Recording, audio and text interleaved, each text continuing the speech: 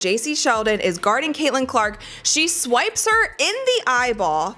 Caitlin Clark nudges her off because Jacy stays in her face.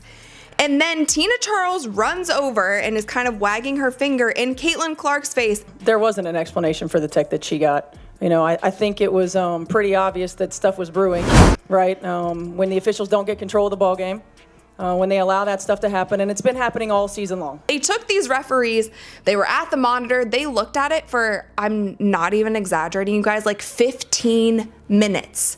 15 minutes they are watching this play over and over. They are seeing who pushed who. This is what they called. Caitlin Clark, Marina Mabrey, Tina Charles were assessed with technical fouls on Tuesday. Caitlin, Marina, and Tina Charles. Technical fouls. That's it. Technical fouls. That's it. Imagine this. Your favorite team is winning when suddenly the star player collapses in pain after a brutal collision. Caitlin Clark took a knee to the groin, and the aftermath left fans reeling. Was it intentional? Why didn't the refs step in? And what does this mean for her all-star status? We've got the full story behind the most talked about moment in the WNBA right now. What if I told you this wasn't just your average basketball collision? The moment Jacy Sheldon's knee connected squarely with Caitlin Clark's groin, the entire arena seemed to freeze. Let me set the scene for you. Clark had just maneuvered toward the basket, precision and focus written all over her movements, when Sheldon came in hot during what looked like a simple defensive play. And then it happened. Sheldon's knee came up and Clark went down. For a second, no one really knew what to think. Clark instantly clutched her groin in pain, the kind of reaction that told you this wasn't just a small bump. Fans gasped, voices escalated, and the camera panned quickly to Clark, struggling to regain her footing.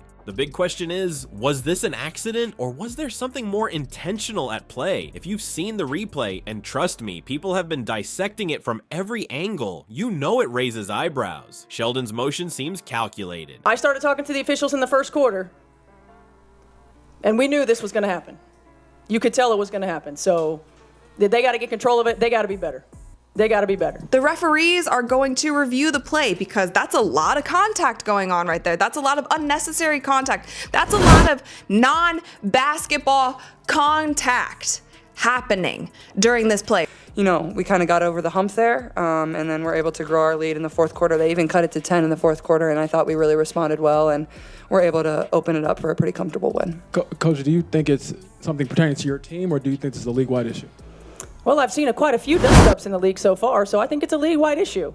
I mean, bad officiating is bad officiating. Was it a defensive move gone wrong, or did she knowingly push the boundaries? And here's the thing that's fueling the fire. The referees didn't even hesitate. Play went on as if nothing had happened. No whistle, no review, just silence. It's left many fans and pundits asking whether enough is being done to protect players in moments like this. When you break it down frame by frame, the motion of Sheldon's knee doesn't look like a natural part of her defensive stance. It wasn't as though she was fully pivoting into Clark. Her knee seemed to rise directly and forcefully. Meanwhile, Clark's immediate response told its own story. You don't see a competitor like Caitlin react like that unless she's seriously hurting. This is where the WNBA's rising trend of physical play really comes into focus. In the last year alone, we've seen incidents stack up. The Marina Mabrey shoulder check, Sophie Cunningham's infamous foul. Hard hits are becoming a staple, and the league's stars are feeling it. It's not just this game, it's been happening all season long.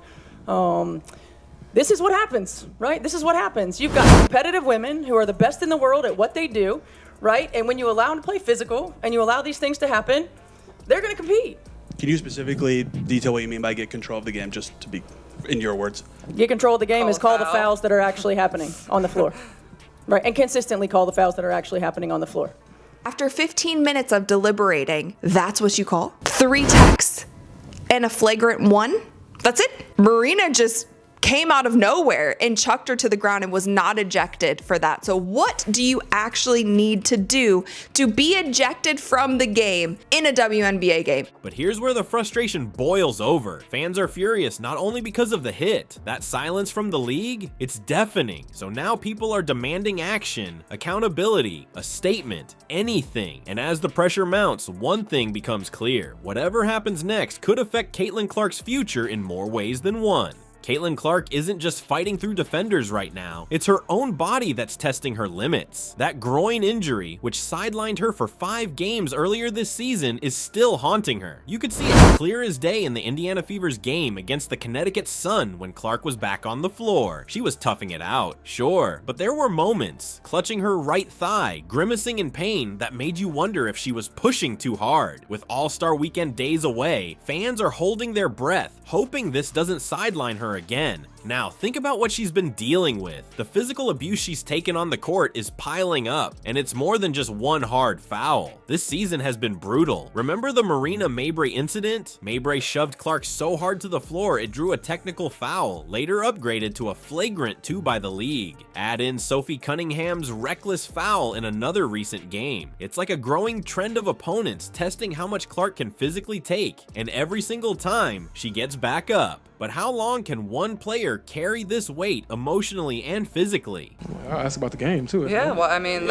you guys came for basketball. Yeah, Let's talk about basketball. Come on now. What do you think just how you all were able to pull away in the second half, Caitlin, in particular? We're going to the Commissioner Cup Championship. Let's That's go! pretty exciting. We have now seen at this point in time, we've seen multiple eye pokes, right? We've had that happen not only with Jacy Sheldon, but also with Dejanay Carrington last season, and Dejanay Carrington has done it multiple times this season to other players. A non-basketball play getting shoved to the ground, and it's just a technical foul. Nobody gets ejected. Now from that, obviously tensions were so high. Of course, Marina Mabrey is gonna get ejected because that was unwarranted. She literally came out of nowhere and chucked Caitlin Clark. There should be a flagrant 1, of course, on Jacy Sheldon. Against the Sun, Clark's performance told the story of grit. She struggled early, missing her first several shots, including 5 from beyond the arc. But then, in true Clark fashion, she still brought value, dishing assists, grabbing boards, and hitting a crucial late 3-pointer to finish with 14 points, 8 rebounds, and 7 assists. It wasn't perfect, but keeping her team competitive while clearly in discomfort. That's why fans love her, and it's also why they're scared. Fans know that overplaying an injured groin isn't just risky, it's potentially career-altering. Experts echo the same concern. Prolonged stress on an injury like this could knock her out for the long haul. With physical play ramping up across the league, Clark has rallied supporters to her corner. But here's the bigger issue. Why is she facing this much physical targeting in the first place? Caitlin Clark's story this season isn't just about basketball. It's about resilience in the face of adversity and a league at a crossroads. The WNBA silence on dangerous plays like Jacy Sheldon's knee or Marina Mabrey's foul sends a worrying message. Fans notice, and some are even considering reselling All-Star tickets because of it. Think about that. The league's top star is damn near getting hurt every week, while leadership stays quiet. Protecting players like Clark isn't just good ethics, it's good business. With All-Star Weekend approaching, all eyes are on Clark to inspire again. Will the league finally match her fight?